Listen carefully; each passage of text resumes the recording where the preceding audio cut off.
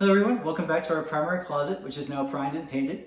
If you missed my last videos, I showed you the design plan for our new primary bathroom and closet, the demo process, and finally the build-out process. Because of the uneven walls in this space, there are a lot of gaps behind the panels and shelves that need to be filled in.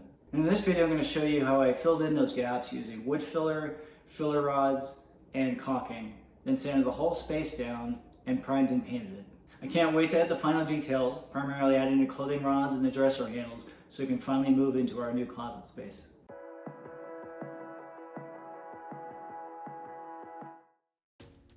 The first step was filling in and around the knots in the panel boards and shelving and all the pocket screw holes using wood filler. You can do this using either your fingers or a putty knife, and you may need to do several coats on deeper holes like I did.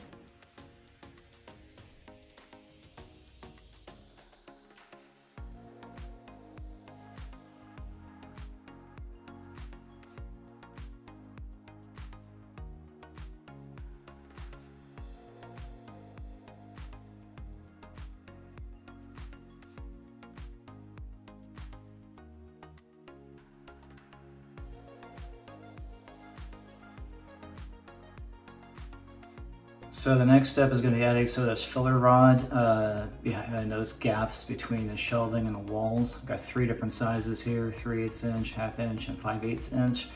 I'm going to need all of them because all the different gaps are different shapes and sizes, but in the end, as it says, it will help cut down the amount of caulking that needs to be done to fill all the gaps.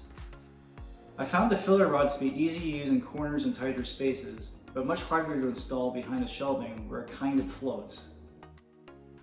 The guidelines recommend leaving a 1/4 inch space between the rods and the shelving edge for caulking, and I was mixing the filler rod sizes as the gaps gradually grew narrower or wider.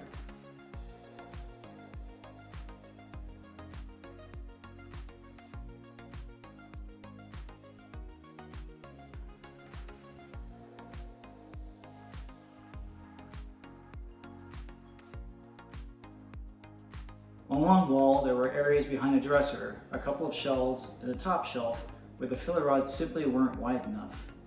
So I had to brainstorm another solution. I sourced 1x2 20-inch wood strips from Lowe's and trimmed them down to fill in the gaps behind the dresser and the shelving.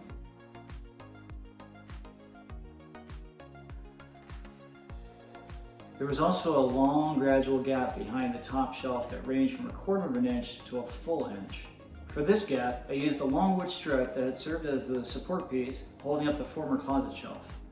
I first cut it to length, then I had to trim it down from end to end using a table saw, factoring the 3/4 inch variance. And from there I continued trimming it down again and again until it fit using my oscillating multi-tool. So I've finished putting in the wood filler and all the different pocket holes. I've also put in the filler rods behind the shelving and the panels.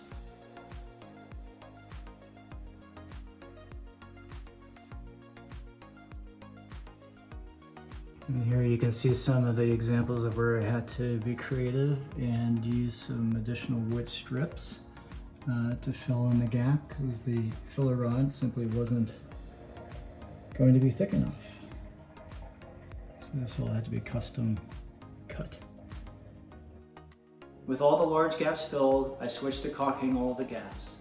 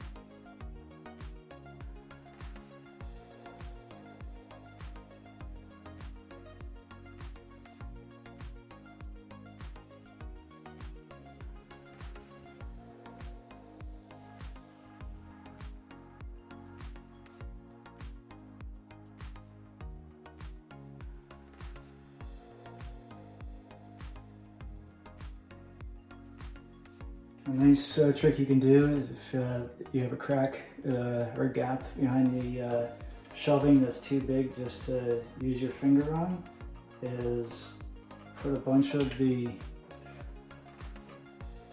caulking on your spackle knife and then slap it on like you're doing spackle.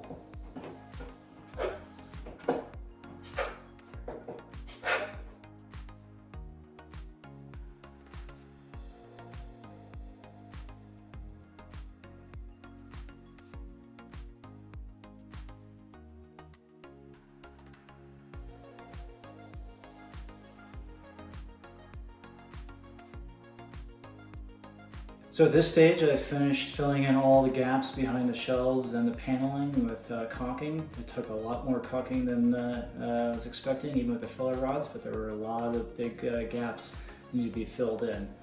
I was using the Alex Plus 40 year. This is the white version. In some cases, I was using some old caulk that was clear. It's not going to really matter because it's all going to get painted over anyway. You can really see some of the larger areas that had to be filled in here. This is the clear caulking here that I was using, and then overlapping with the white color caulk with some large gaps there to fill in.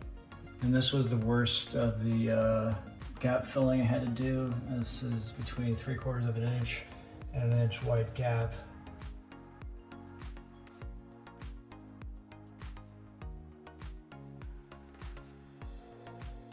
With all the holes and surfaces patched, it was time to sand everything down. I used 150 grit sandpaper to smooth everything out. I knew that sanding was going to create a lot of dust, so I taped up a plastic sheet over the doorway to help limit the amount of dust that would end up in our bathroom and bedroom.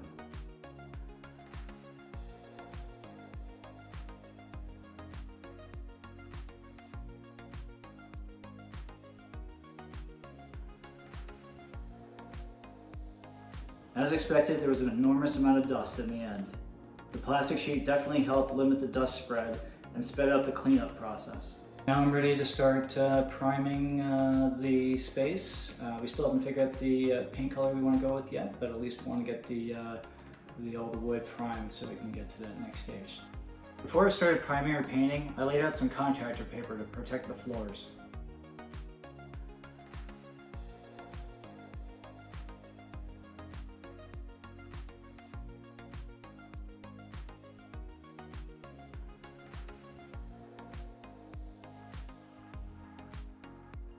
To save time, I initially tried using my spray gun to prime the shelves.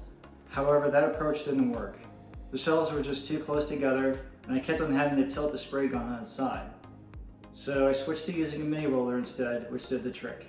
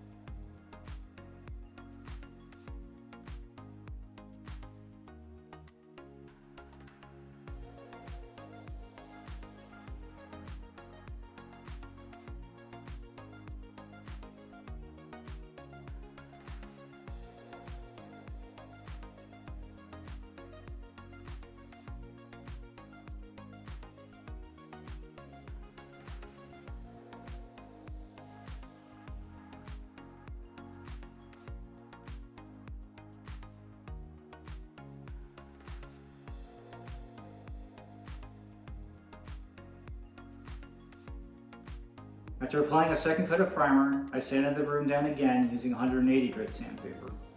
This was to smooth out any remaining rough spots before I added the final coats of paint.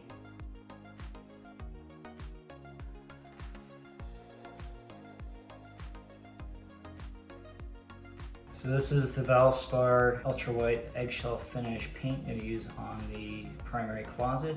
It's the same kind of paint we've been using on most of the rest of the house. It's been super easy to use. It's been easy to clean. We like it a lot. Hopefully it'll only take me 1 can to cover the entire space. So a couple of tips I wanted to share with you that I've learned over the years. One is if you put your rollers and paint in your refrigerator, they tend to last a while and you can reuse them. Whether it's been a couple of days or a couple of weeks, the brushes and the rollers will still be usable again for your project or for future projects. The other thing is, when it comes to your paint cans, I always recommend pouring the paint from the back side. This way it keeps the label of the paint you're using, so you can see what you used in the past, like a year from now. In case you need to do touch-ups, you can always tell which finish you use. So read the instructions first in terms of coverage and anything else, other information you need, but always pour from the back side so that when you have all your paint in, the only thing that gets covered up is the information on the back. You don't mess up all the useful information, at least the paint type, that you'll find on the front.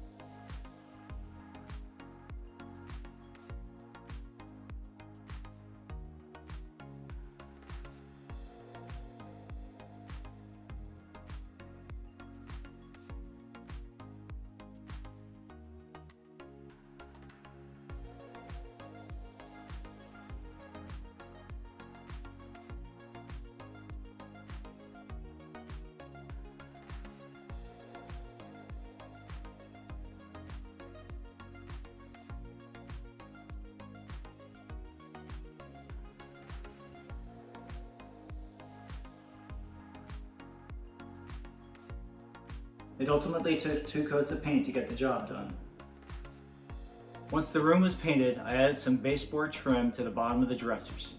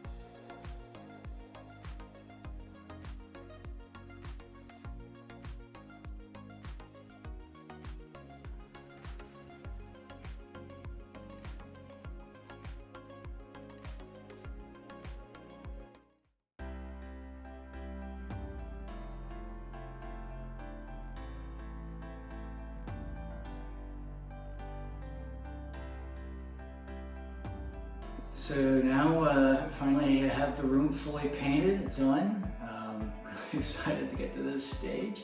We thought about a lot of different colors that we wanted to use for this room, whether it was blue to match the shower or gray to match the bathroom floors. We even go with beige, but none of those colors were really going to work out. The shower walls are a mixture of different blues, making it tough to narrow down a specific one.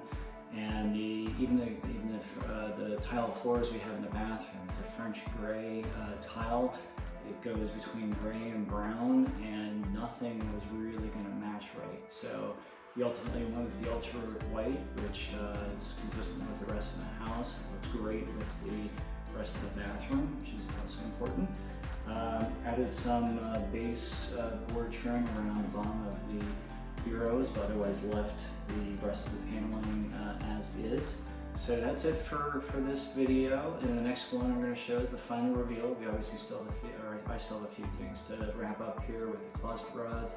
I need to put the handles on the bureaus, drawers, but otherwise this place is ready to go and we can't wait to start putting our clothing in. So I'll see you in the next video.